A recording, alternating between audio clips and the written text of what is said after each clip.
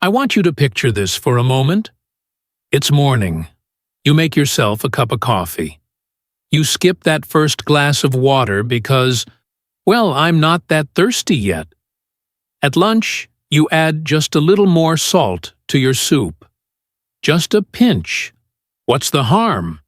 Then, after dinner, you settle into the couch, thinking, I'll go for a walk later. But then, the day slips by.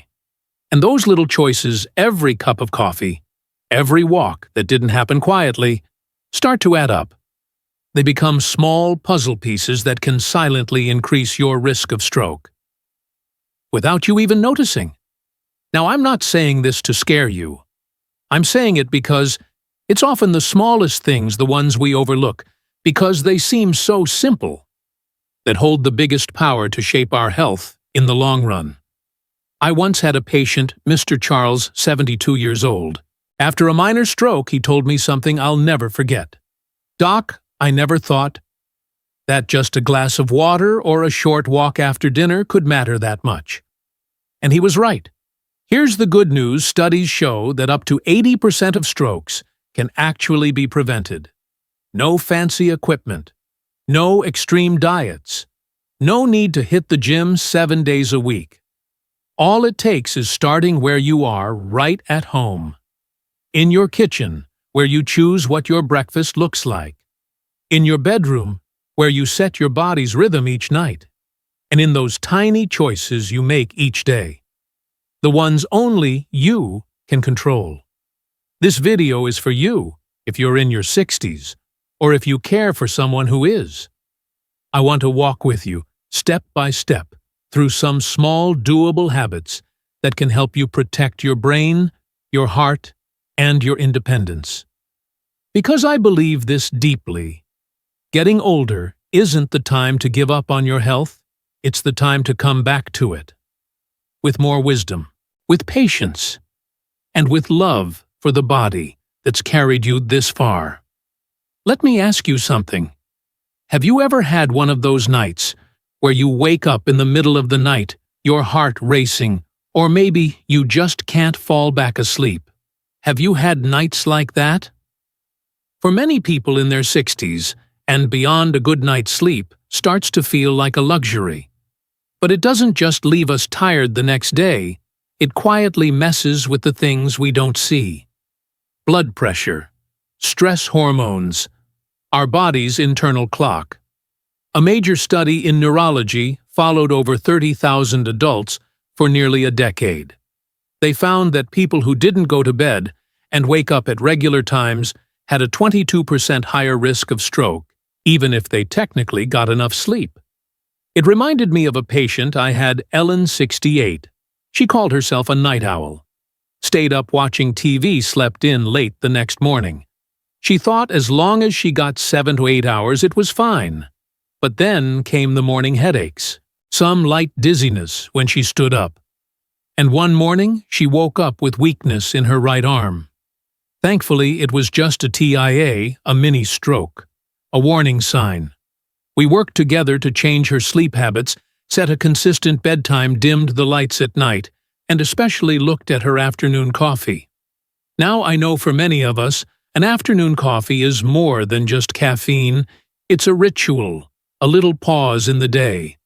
But here's the thing, after 60, our livers metabolize caffeine much more slowly. That cup of coffee at 3 p.m., it can still be swirling around your body at 9 or 10 at night. And that can make it harder to fall asleep, stay asleep, and worse, it can raise your nighttime blood pressure when your body is supposed to be resting and repairing. I'm not saying you have to give up coffee altogether, but try something simple. Set a caffeine cutoff, no coffee after 2 p.m. Maybe swap it out with chamomile tea, warm water with lemon, or unsweetened almond milk. These are gentle ways to tell your body, hey, it's time to wind down. And here's another powerful habit: going to bed and waking up at the same time every day, even on weekends. It may sound small, but it acts like a compass for your brain and heart. Did you know your heart has its own rhythm, and it doesn't like to be thrown off? When you wake up at 6 a.m. one day, sleep till 9 the next, and stay up late the day after, your internal clock goes haywire. Blood pressure doesn't drop when it should. Stress hormones spike unnecessarily. And in those quiet hours when you're asleep, your stroke risk quietly goes up. I always tell my patients, you don't have to sleep like a baby, but you should sleep like someone who respects their body. So where can you start?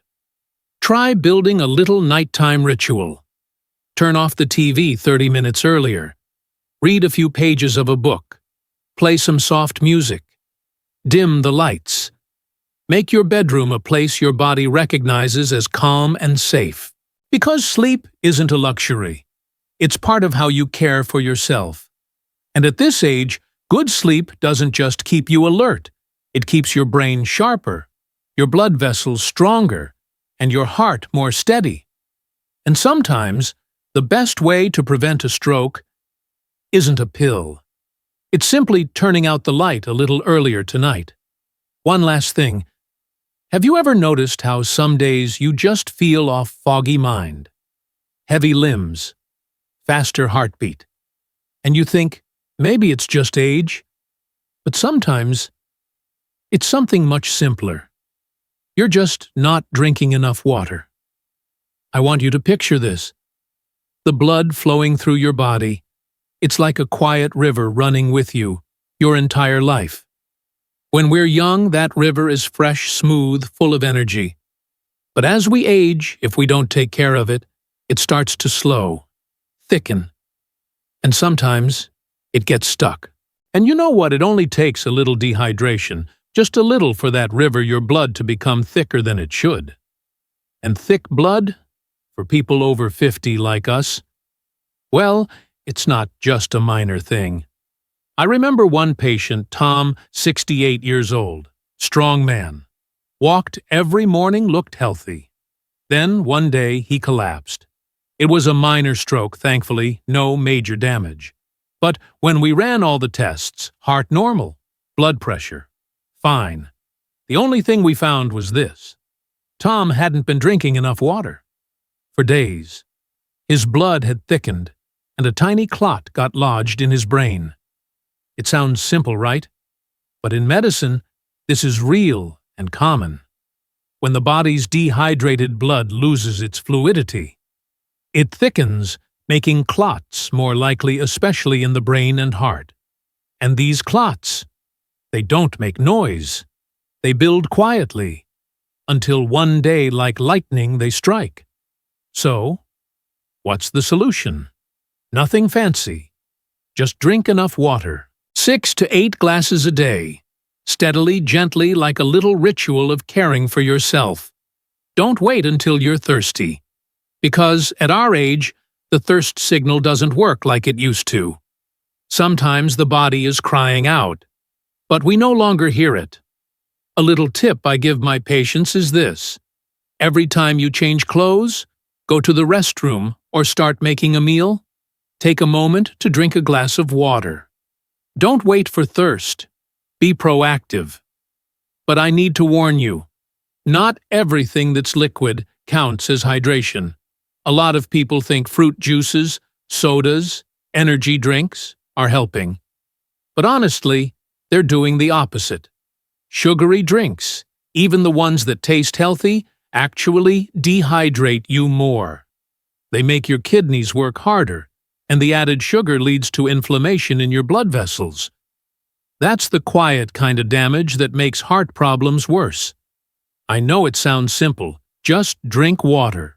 But this small act is one of the most powerful things you can do to protect yourself from stroke, heart disease, kidney decline. Think about it. A single glass of water. This tiny habit can keep your blood vessels supple, your blood flowing smoothly, and your heart breathing peacefully.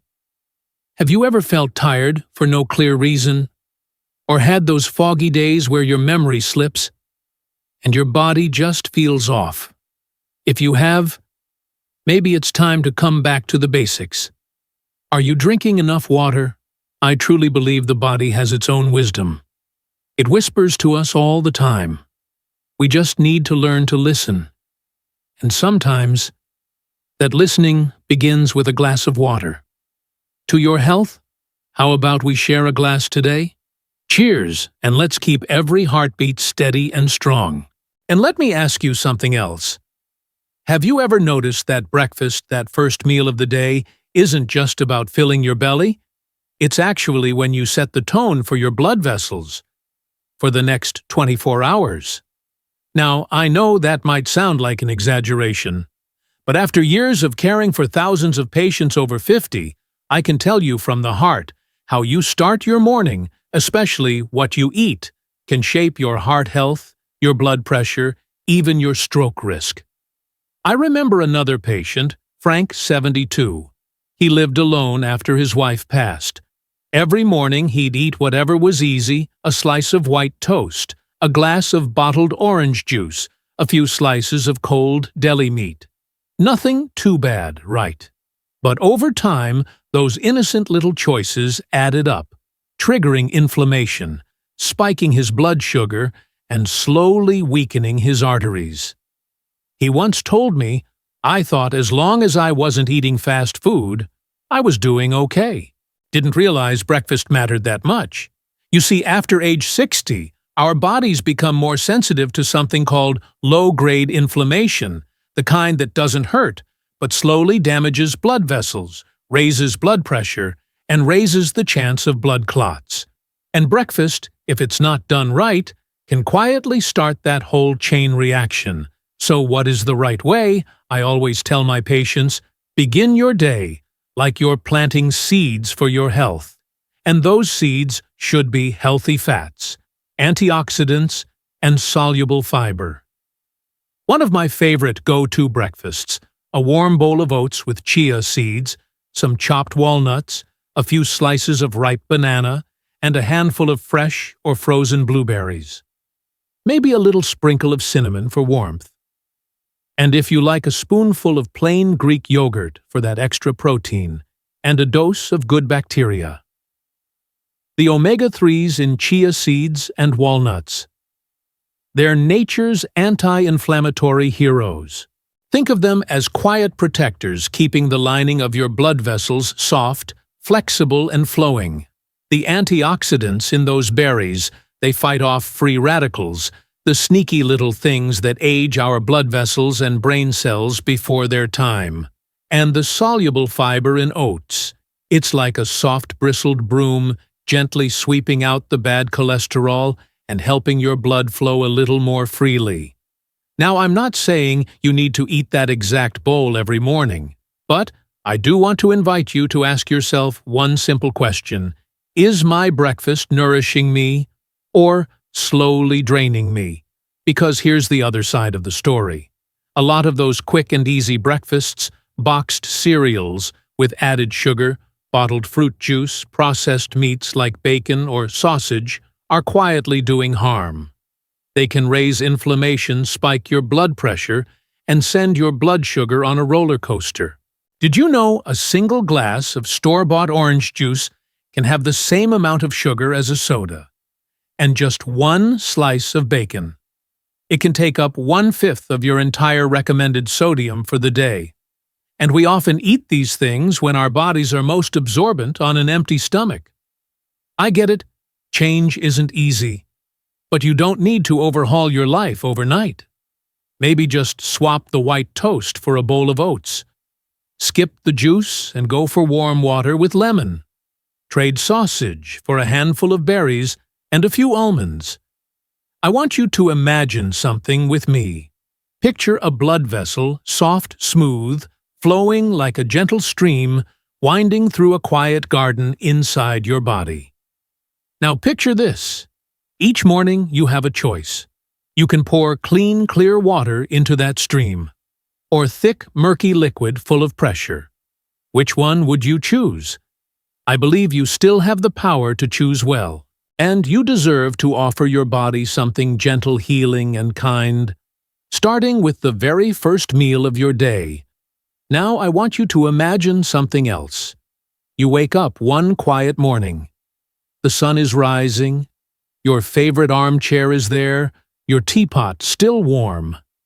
But there's no one to talk to, no one to eat breakfast with, no messages waiting. You glance out the window watching folks walk their dogs, jog through the park, wave and call to each other, and suddenly it hits you. You've been alone for a long time. Have you ever felt like that? I ask not to make you sad, but to be honest together. Because loneliness at this stage of life isn't just about feeling down. It can actually weaken the heart, literally.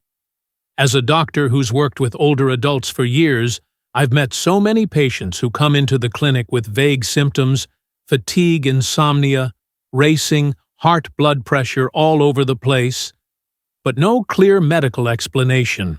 Until I ask, have you seen anyone this week? When was the last time you walked with a friend? Do you have someone to share a meal with? And more often than not, the answer is, no one, doctor. My kids are busy. My friends have all moved away. There was a major study done here in the U.S. that found this loneliness can increase stroke risk by up to 32%. Sounds strange, right? How can something like loneliness affect our heart and blood vessels? But from a medical standpoint, it makes total sense. When we're isolated, the body goes into a subtle state of stress. Cortisol, the stress hormone, rises. Blood pressure becomes unstable. And the healthy habits we know we need, eating well, staying active, often slip away when no one's there to share them with or cheer us on. A lonely heart is a more fragile heart. I remember Ellen, 72, who came in with shortness of breath and anxiety. She said, "I'm fine, Doc. I just feel so empty." We didn't start with medication. We encouraged her to try a gentle yoga class at the community center. Just one. She did. And that one class led to a new friend. 3 months later, she returned for a follow-up. Her face was brighter, her voice lighter. She said, "I don't just feel better. I feel like I belong somewhere again." See, staying connected doesn't have to mean big events or big crowds. It could be a phone call to an old friend, a walk with your neighbor after dinner, a book club, a meditation group, even a beginner's dance class. You don't need a room full of people. You just need someone, just one warm presence, just one small connection. And that sometimes is enough to protect your heart, in every sense of the word. We were born to connect. The heart doesn't beat just for blood. It beats for love, for connection. When we have someone to talk to laugh with, to share our days with our bodies, release oxytocin, serotonin. These little feel-good chemicals that help lower inflammation, stabilize blood pressure, and keep our blood vessels flexible and strong. And sometimes the best medicine for the heart isn't medicine at all. It's a hug. It's a meaningful conversation. It's simply knowing someone's there. So today I want you to think of someone you haven't spoken to in a while, someone you once cared about deeply. Call them, check in, say hello, not just because they might need you, but because your heart needs them too. Let me ask you something else. Have you ever taken a moment to jot down small things about your day, like how many hours you slept last night, how your body felt when you woke up this morning? Were you a little dizzy, a bit more tired than usual? Or maybe your sleep was more restless than it should have been? I know that might sound like small stuff, but to me, and to many doctors who've spent years caring for folks over 60, those little things are your body's quiet way of speaking to you. Let me paint you a picture. Imagine you're driving a car that's over 60 years old. It's reliable. It's full of memories. It's gotten you through so much. But it needs a little more attention now. You're the one at the wheel. No one knows that car better than you. But if you ignore a strange sound, a flickering warning light, or that odd feeling in the steering, you just might miss a small problem becoming something much bigger. Our bodies are the same. I had a patient, Linda, 68 years old. She looked great on the outside, ate well, went for walks every day. But she told me something that made me pause. Lately, she'd been feeling a little off balance when standing up, and sometimes her heart would race for no reason. The important thing, she had been writing things down. Each morning, her blood pressure, how she slept, how she felt. Because of those notes, we noticed a pattern. Her blood pressure was swinging in the evenings, an early sign of a vestibular issue and a possible risk for atrial fibrillation. If she hadn't tracked it, we might have missed the warning signs completely. You see, tracking your health doesn't start at the doctor's office. It starts with you, with a pen, a notebook, and a few quiet moments each week. I often tell my patients to keep it simple. Once a week, take 5 minutes to note down things like your blood pressure if you have a monitor at home. Your resting heart rate, does it feel steady or a little off? Sleep quality. Did you sleep deeply or toss and turn? Morning energy. Did you wake up feeling refreshed or just drained? Any odd symptoms, headaches, blurry vision, tingling in your feet, or your heart skipping beats? And the key thing, don't overthink it. Just be honest. And do it consistently. Because after a few weeks, patterns start to appear. Tiny changes you might not catch day to day, but they become clear when you look back across a month. Now you might say, "But I'm not sick. Why should I bother writing this down?" And I'd say, that's exactly why it matters. Not to chase illness, but to stay well. Like tending a garden, we don't just water plants when they're wilted. We care for them regularly, so the flowers keep blooming. And you don't have to do it alone. If you have a primary care doctor, bring your notebook to your appointments. I can tell you every doctor I know loves it when patients do this. It doesn't just help us make better diagnoses, it helps us find treatments that fit your real life, not just your numbers in a 10-minute checkup. One last thing I want to say. Your body is never silent. It's always whispering something. The question is, are we willing to listen? Writing down your health, even once a week, is a way to listen. It's a way of telling yourself, I'm paying attention. I care about me. And let me leave you with this familiar moment. You've just finished dinner. Your belly's full. The chair is comfy. It's chilly outside. You think I'll rest a little, then clean up. And before you know it, you've been sitting for an hour. Maybe 2. Maybe you even dozed off on the couch. Have you ever felt like that, full but sluggish? Eyes heavy, limbs slow? It's not because you ate too much. It's because you stayed still for too long. I once had a patient, Robert, 66 years old. Type 2 diabetes for years. Took his meds on time, watched what he ate, but his blood sugar kept spiking after dinner. We tried adjusting all sorts of things. Then one day I said, and here you could continue the next part seamlessly from your original script about walking after meals. Robert, after your meals, just walk around the house for a bit, 10 minutes, that's all. No rush, no pressure. Just walk. Like you're taking a gentle stroll through your garden. 3 weeks later, he came back to my office beaming. "Doc," he said, for the first time, "my blood sugar's actually steady. And I didn't even do much, just walked after eating." You know what? Just 10 minutes of walking after a meal can reduce your blood sugar spike by up to 22%. Sounds like magic, right? But it's pure science. When we eat, especially dinner, our blood sugar tends to shoot up. And if we just sit down afterward, our body has to work extra hard to manage that sugar. But if we simply get up and move around a little, especially using our legs, the muscles start helping out. They absorb glucose from the blood, taking some of the burden off your body. That means less stress on your system and a healthier heart and brain. A better blood flow means a better heart. A short relaxed walk after a meal can do more for your body and your evening than most people realize.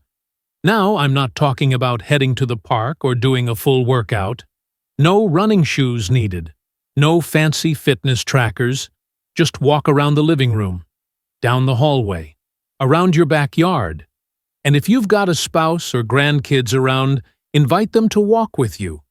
If you're on your own, put on your favorite music and walk to the rhythm. No rush. No distance goal. Just one simple rule: don't stay sitting. Some folks ask me, isn't morning walking better? And sure, any movement anytime is a win. But that post-meal moment, that's golden time. Because it directly helps with blood sugar and keeps you from feeling sluggish or sleepy after eating something many of us over 50 deal with. So why not give your heart a little care and your mind a little clarity? Just by taking a few steps, I've always believed health isn't built on the big dramatic changes. It's built on the small daily choices, like getting up and walking for a few minutes instead of staying on the couch. Could you try it tonight? Just 10 minutes? No goal, no pressure. Just to let your blood flow, to gently wake up your system. You might be surprised how light your body feels after, and how easily you drift off to sleep later that night. You may realize, sometimes the biggest changes come from the smallest habits.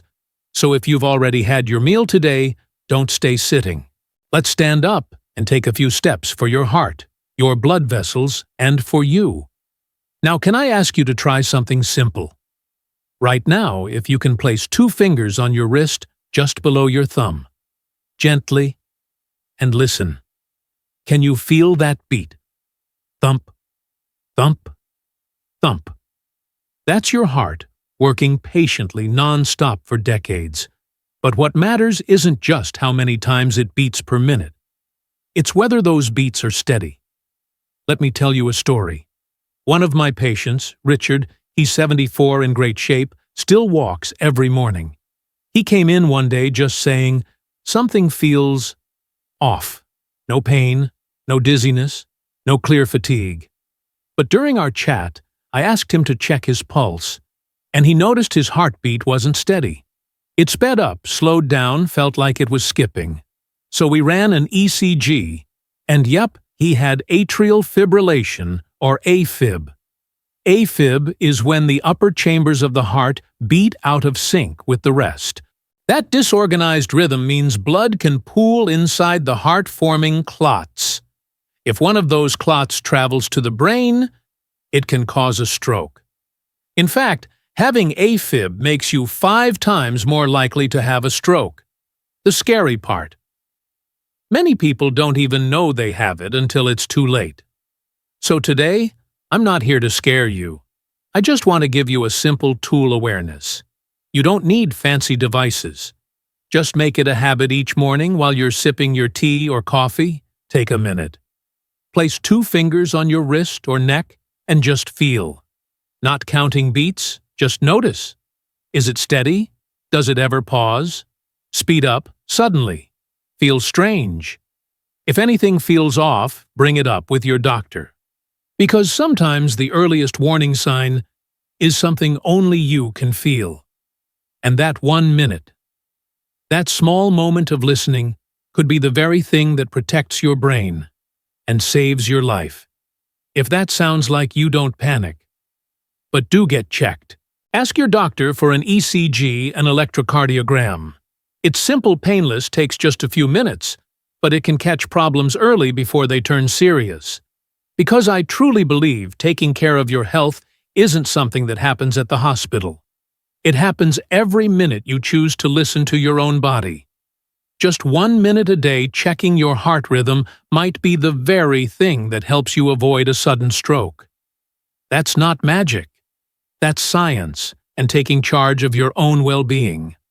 I still remember Mr. Richard telling me, after his heart rhythm was stabilized, I never would have guessed that 1 minute of self-checking saved me from something much worse. And I told him, just like I'm telling you now. The heart always sends us signals. The question is, are we paying attention? Now, let me paint another picture for you. It's been a long afternoon. You've gone for a walk, watered the plants, tidied up the house, chatted with your grandkids on the phone. Your body's tired. Your mind feels a little fuzzy. And your stomach is hungry. You open the fridge and look around. The veggies aren't washed. The eggs aren't boiled. Everything feels like too many steps. And then you do what so many of us do: grab a piece of bread, some cookies, maybe even order takeout. Have you ever done that? I think most of us have. Because tired plus hungry plus unprepared, choices we often regret later. I had a patient, Carol, 71. Mild high blood pressure, borderline diabetic. She was careful, read food labels, stayed away from salt and refined sugar. But during one of her checkups, her blood sugar was way higher than usual. I asked, "Anything change with your eating?" She sighed. "It's not that I changed anything, I just didn't have the energy to cook those few days." I was tired, so I grabbed some bread with jam, or whatever snack was in the cupboard. You see, the choices we make when we're tired and hungry, they're not usually logical. They're instinctual. And honestly, that's not your fault. That's how the brain is wired to reach for whatever is fastest, saltiest, sweetest, most comforting. That's why preparing in advance is a small act with big power. It's not about willpower, it's about smart strategy. I often tell my patients, healthy choices should be right where you can see them. Imagine this. You open the fridge, and right in front of you is a jar of overnight oats with berries and nuts, or some hard-boiled eggs next to sliced avocado and fresh tomato, or a little container of walnuts, almonds, raisins sitting right there on the kitchen counter. When good food is ready and waiting, you don't have to fight yourself. You just choose. I'm not talking about some complicated meal prep like the younger folks do on TikTok. I'm talking about a few simple things. Boil a few eggs while you're making dinner. Prep a jar of oats at night so you can grab it in the morning. Wash and slice some fruit and store it in the fridge. Not because you're weak, but because you're wise enough to know that when you're tired, you deserve support, not more struggle. Science backs this up too. People who keep healthy food within reach tend to eat less sugar and less salt without needing superhero willpower. It's not self-denial. It's just a better system. Have you ever eaten something just because you were tired, and then felt heavy or sluggish after? Have you ever thought, "I wish I had something better, but nothing was ready"? Well, today, I want to invite you to try something simple. Right after this video, prep just a couple of small things for tomorrow. A light snack, a portion of fruit, a little overnight oats. Let the you of tomorrow, the tired, busy version, be taken care of by the you of today. We can't stop every moment of hunger or fatigue, but we can choose how we respond. So why not let your fridge become your health partner? Imagine this. You're sitting in your familiar kitchen having dinner. On the table is a golden steaming tray of roasted potatoes. You reach for the salt shaker almost out of habit, a ritual repeated for decades, and you sprinkle just a little more. Just a little, right.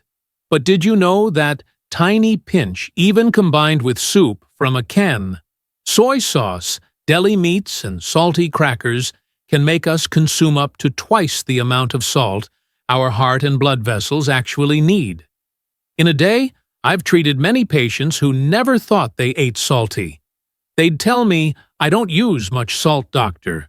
Yet when we reviewed their food diaries together, we discovered that 70% of their actual salt intake came from processed foods, not their salt shaker. And here's what really matters: not just the salt itself, but how quietly it works.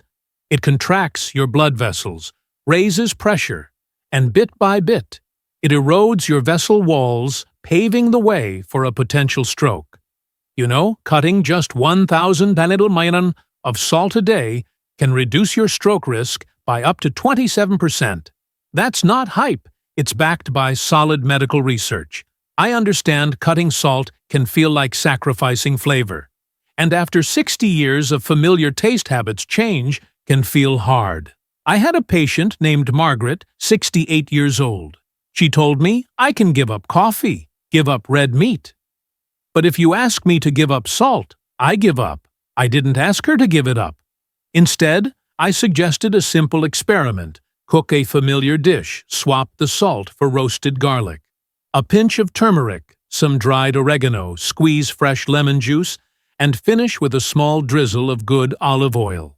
A week later, she returned with a smile and said, "Doctor, my roasted potatoes are even more delicious than before."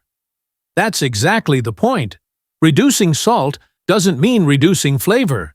In fact, it often unearths flavors that were hidden before natural sweetness, herb aromas, citrus brightness that salt used to mask. And then, as if by magic, your taste buds begin to change in 2 to 3 weeks. Things you thought were bland suddenly taste just right. And that bland meal of today can become tomorrow's flavorful masterpiece, but flavorful in a richer, more vibrant way. I'm not here to take away the joy of your meals. Quite the opposite. I believe food is one of life's greatest pleasures, and you deserve to enjoy it in a way that's both delicious and heart-healthy. Why not open your spice cabinet and pick something new, maybe fennel seeds, dried oregano, or a splash of organic apple cider vinegar? Taste it. Cook with it. Remember, you're not just seasoning a meal. You're nurturing your blood vessels, protecting your brain, and extending your healthy years with your loved ones.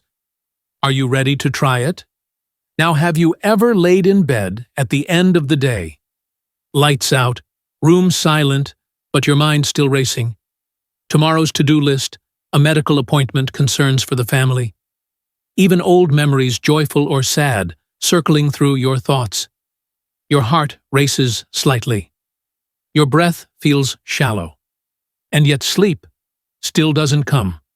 I want you to know this: you are not alone. Many people in their 50s, 60s, 70s, even retired less busy, live in what I call a state of under-the-radar stress. Not noisy, not dramatic, but quietly persistent. And it's harmful. One of my patients, Larry, 69 years old, shared, "Doc, I don't think I'm stressed. I don't argue with anyone, I don't work anymore. But every morning I wake up with my heart beating fast for no reason." We measured his blood pressure. It was higher than typical. I didn't write a prescription immediately. Instead, I asked, "Have you ever just sat and breathed, not sleeping, not thinking, just sat and breathed?" 5 minutes of gentle breathing or light meditation each day, just 5 minutes, can help lower your blood pressure, slow your heart rate, and calm your nervous system. Our bodies have a built-in relaxation response, a natural opposite to stress. Meditation, deep breathing, or simply listening to soft music in silence are all switches to turn that on. So tonight, maybe try this breathe with intention for just a few minutes before bed. Let your mind soften. Let your body settle. Because sometimes the simplest moments, the smallest choices can begin to restore your heart rhythm. I know, the word meditation can sound intimidating. People often say, meditation's for people with time. Or, it's too hard, I can't do that. But honestly, you don't need to sit cross-legged like they do in the movies. You can sit right in your favorite armchair. Close your eyes, place your hand on your belly, and just breathe. Inhale slowly. Count to 4. Hold count to 2. Exhale gently. Count to 6. That's it. Just 5 minutes. You don't need to clear your mind completely. Just give yourself a moment to listen. One study from the American Heart Association found that people who meditate regularly, even just a few minutes a day, tend to have lower blood pressure than those who don't, and their risk of stroke significantly lower. Why? Because meditation doesn't just calm your mind, it actually works on your autonomic nervous system, the behind-the-scenes control center for your heartbeat, your blood pressure, your breath. Have you ever felt tired, but couldn't explain why you sleep fine? You eat okay, but it still feels like you're carrying some invisible weight on your shoulders. If that sounds like you, then today, I want to invite you to take just 5 minutes. Not for anyone else, just for you. Sit still. Close your eyes. Breathe. Not to do anything, but to stop doing everything. To give your heart a chance to rest. To let your body remember what peace feels like, the kind of peace you've always deserved. I've always believed sometimes what your body needs isn't more medicine, more advice, or more action. It's one moment of stillness, and you can start tonight with just 5 minutes. Now, I know, when we talk about fat, the first reaction most people have is avoid it. For years, fat has been blamed for all sorts of things: heart disease, weight gain, stroke. But here's the truth. Not all fat is bad. In fact, healthy fats are essential for protecting your heart and even your brain. I had a patient, Mr. Frank, 72. He told me, "Doc, I've cut out all fats, no butter, no oil, nothing, but my blood pressure's still high. And my arteries are still clogging up." So we looked at his food journal. And what we found was this. In trying to cut out fat, he ended up eating a lot of low-fat packaged foods, which were full of sugar and processed carbs. And he wasn't getting any of the good fats that the body actually needs, the ones that fight inflammation and support blood flow. I want you to picture this. Your body is like a river. When the river flows smoothly, it carries nutrients everywhere to your heart, your brain, your limbs. But if the riverbed is full of debris, mud, and blockages, the flow gets stuck. That's what happens with clogged arteries. Bad fats like animal fat, margarine, or reused cooking oils are that debris. But good fats like omega-3s from salmon or mackerel, or monounsaturated fats from olive oil and avocado, they're the cleaners. They reduce inflammation, smooth the vessel walls, and prevent dangerous blood clots from forming, all of which lower your risk of stroke. Harvard research even showed that people who eat a diet rich in omega-3s have a 26% lower risk of stroke than those who don't. So, where do you begin? You don't have to change everything overnight. Start small. Use olive oil instead of margarine. Drizzle a little over steamed veggies or into soup after cooking. That alone makes a difference. Add a few slices of ripe avocado to your breakfast, maybe with a boiled egg and some fresh tomato. If you can try eating fatty fish twice a week, baked steamed or lightly stewed. What matters is consistency, not complexity. And you know what? The beautiful part is, it's not just your heart that gets stronger, your brain does too. Omega-3s help with memory focus, even lower your risk of dementia. A quiet little bonus gift from the right kind of fat. I always tell my patients, you don't need to fear fat. You just need to choose the right kind. And sometimes that choice is as simple as a spoonful of olive oil, drizzled not just on your meal, but into your life, adding a little safety, a little softness, and a whole lot of goodness. Are you getting the right fats every day? If not, maybe your next meal is the perfect moment to start. And before I go, I want you to picture one last scene. You're at home. Everything seems fine. But lately, your memory hasn't been as sharp. Sometimes you walk into a room and forget why. You go upstairs and come back down, still unsure what you were about to do. Have you ever felt this? Your hands and feet sometimes feel a little tingly, like pins and needles. Your mind's foggy not from lack of sleep, but like there's a light mist hanging over your thoughts.